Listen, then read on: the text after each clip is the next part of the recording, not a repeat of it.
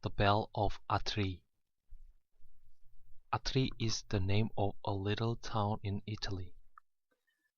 It is a very old town and is built halfway up the side of the steep hill. A long time ago, the king of Atri bought a fine large bell, and had it hung up in a tower in the market-place. A long rope that reached almost to the ground was fastened to the bell. The smallest child could ring the bell by pulling upon this rope. "It is the bell of justice," said the king. When at last everything was ready, the people of Atri had a great holiday. All the men and women and children came down to the market-place to look at the bell of justice. It was a very pretty bell, and was polished until it looked almost as bright and yellow as the sun. "How we should like to hear it ring," they said. Then the king came down the street. "Perhaps he will ring it," said the people. Everybody stood very still, and waited to see what he would do. But he did not ring the bell. He did not even take the rope in his hand. When he came to the foot of the tower, he stopped and raised his hand. "My people," he said, "do you see this beautiful bell? It is your bell, but it must never be rung except in case of need. If any one of you is wronged at any time, he may come and ring the bell, and then the judges should come together at once, and hear his case and give him justice. Rich and poor, old and young, all alike may come, but no one must touch the rope unless he knows that he has been wronged." Many years passed by after this. Many times did the bell in the market-place ring out to call the judges together. Many wrongs were righted. Many ill deeds were punished. At last the hempen rope was almost worn out. The lower part of it was untwisted. Some of the strands were broken. It became so short that only a tall man could reach it. "This will never do," said the judges one day. "What if the child should be wronged? It could not ring the bell to let us know it." They gave orders that a new rope should be put on the bell at once, a rope that should hang down to the ground, so that the smallest children could reach it. But there was not a rope to be found in all Atri. They would have to send across the mountains for one, and it would be many days before it could be brought. What if some great wrong should be done before it came? How could the judges know about it? If the injured on could not reach the old rope. "Let me fix it for you," said a man who stood by. He ran into his garden, which was not far away, and soon came back with a long grapevine in his hand. "This will do for a rope," he said, and he climbed up and fastened it to the bell, the slender vine, with its leaves and trindle still upon it, trailed to the ground. "Yes," said the judge, "it is a very good rope. Let it be as it is." Now, on the hillside above the village, there lived a man who had once been a brave knight. In his youth he had ridden through many lands, and he had fought in many a battle. His best friend through all that time had been his horse, a strong, noble steed that had borne him safe through many a danger. But the knight, when he grew older, cared no more to ride into battle.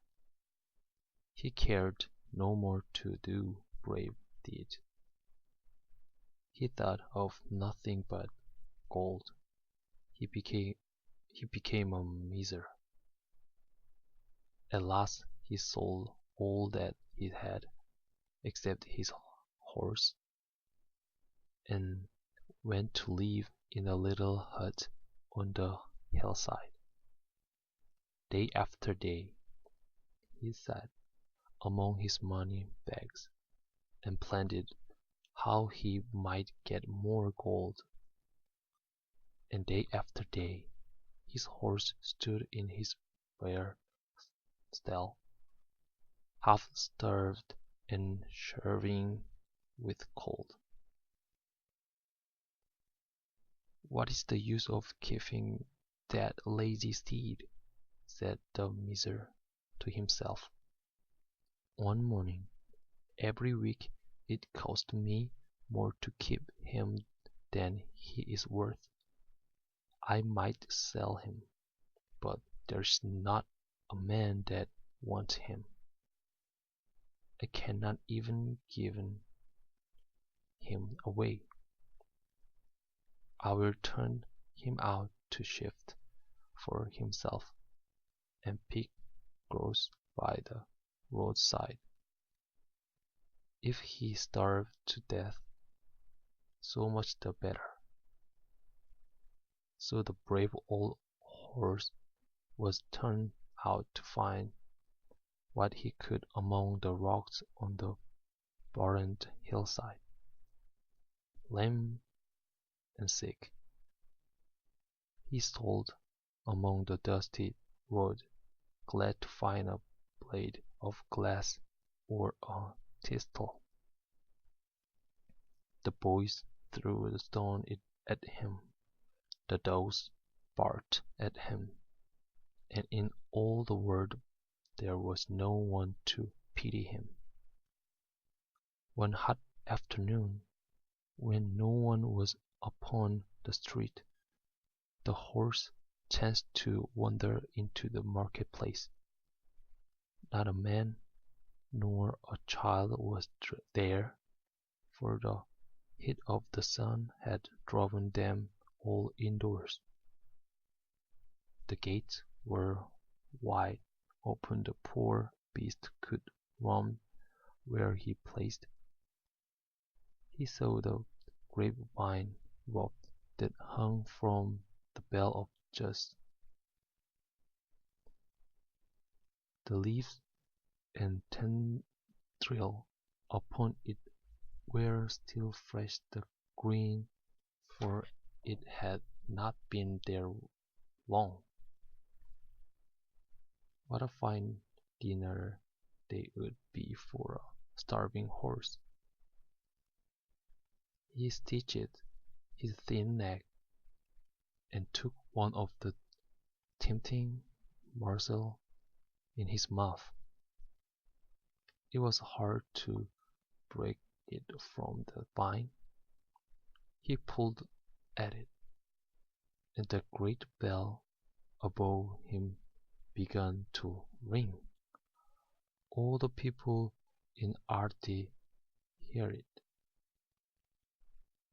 It seems to say, "Someone had done me wrong. Someone has done me wrong. Oh, come and judge my case. Oh, come and judge my case, for I have been wronged." The judges heard it. They put on their robes and went out through the hot street to the marketplace. They wondered who it could be who would ring the bell at such a time. When they passed through the gate, they saw the old horse nibbling at the vine. "Ha!" cried one. "It is the miser's deed. He has come to call for justice, for his master, as everybody knows, has treated him most shamefully."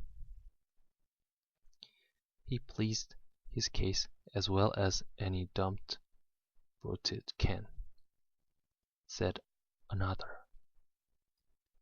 And he shall have justice, said the third. Meanwhile, a crowd of men and women and children had come into the marketplace, eager to learn what cause the judges were about to try. When they saw the horse, all stood still in wonder. Then everyone was ready to tell how they had seen him wandering on the hills, unfed, uncared for, while his master sat at home counting his bags of the gold. "Go bring the miser before us," said the judges. And when he came, they bade him stand and hear their judgment. "This horse has served you well for many a year," they said.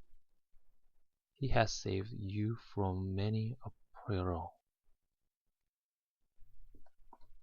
He has helped you gain your worth. Therefore we order that one half of all your gold shall be set aside to buy him shelter and food, a green pasture where he may graze, and a warm stall to comfort him in his old age." The miser hung his head and grieved to lose his gold, but the people shouted with joy, and the horse was led away to his new stall and a dinner such as he had not had in many a day.